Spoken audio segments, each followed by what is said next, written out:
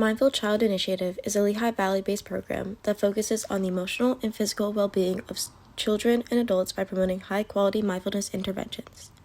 The organization used 6 schools with students in grades 3rd through 5th and analyzed data from both teachers and students. Mindfulness can be defined as a technique that focuses the mind and body on the present moment through different mental and physical exercises. By providing mindfulness programs and encouraging mental and emotional health, community members will be able to use those practices during the school day, at home, and in their community. Adding mindfulness procedures in the classroom can also have a significant impact on both students and teachers' overall health. The study's purpose is to explore the mindfulness procedures implemented by Mindful Child Initiative in correlation with decision-making skills in children and teachers. Our main focus of the integrative review entails a detailed analysis of decision-making skills through a teacher's lens, vulnerable children, stress and anxiety, and self-regulation techniques. This study is an integrative review. An integrative review is a comprehensive study that utilizes a combination of previous studies of various designs. Each member of our team selected 3 supportive articles based on their decision-making based focus. With the findings found from literature, data collected from the Mindful Child Initiative was analyzed and compared. In our literature search, we used 3 databases to find our 11 articles. The databases used were Accumulated Index to Nursing and Allied Health Literature, APA PsycInfo, and Education Resources Information Center. A collection of universal search terms were used by all team members. Specific search terms were added by each member to generate articles based on her individual focus. Limiters were applied to the literature search in all databases to correlate our findings with the Mindful Child Initiative study. These limiters were directed so the findings showed articles in relation to the age of students that participated, which were 3rd through 5th grade, estimate ages of teachers, meaning adults from 18 to 64, English language so we can properly interpret the articles, and peer-reviewed research for reliability. The data collected by Mindful Child Initiative was done using their original surveys, one specific for teachers and one specific to students. The data was collected from 6 schools in 2019. There were 59 teachers and 1,316 students that participated in the study and answered their surveys.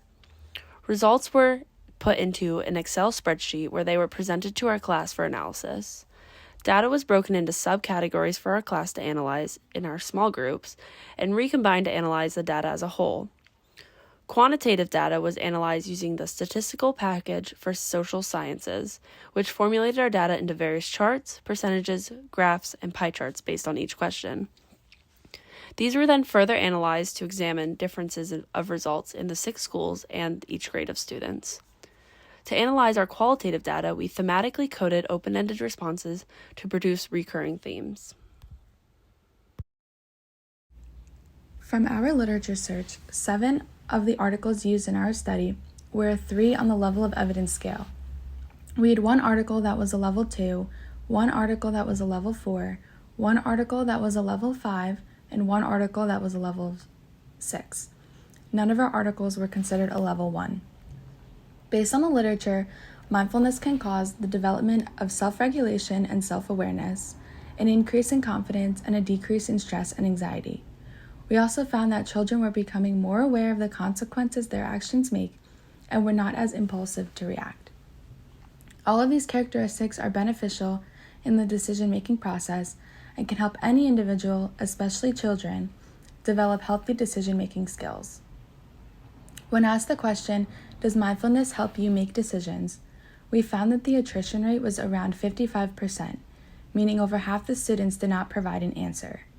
Of the 580 students who answered, about 85% said that mindfulness helps them make decisions. Incorporating mindfulness practices into nursing would help nurses make clear-minded decisions. In a career where there is high stress and pressure, knowing different mindfulness techniques to use can help nurses make calmer, more effective decisions. Implementing mindfulness in a classroom setting can benefit students as well as teachers and administrators. Students can have positive effects from mindfulness that directly influence their ability to make better choices.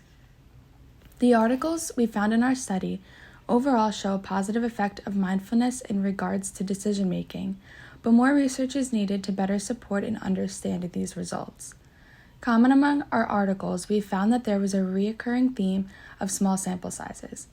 In future articles, larger, more diverse sample sizes would be beneficial. In regards to healthcare policy, having courses to introduce healthcare professionals to the benefits of mindfulness would be helpful in educating them about effective coping mechanisms to use for their stress. To the articles in the study and contributes evidence that mindfulness practice are helping both students and teachers' overall well-being and decision-making. Supported themes throughout the data and articles was increased impulse control, increased self-regulation, and stress relief.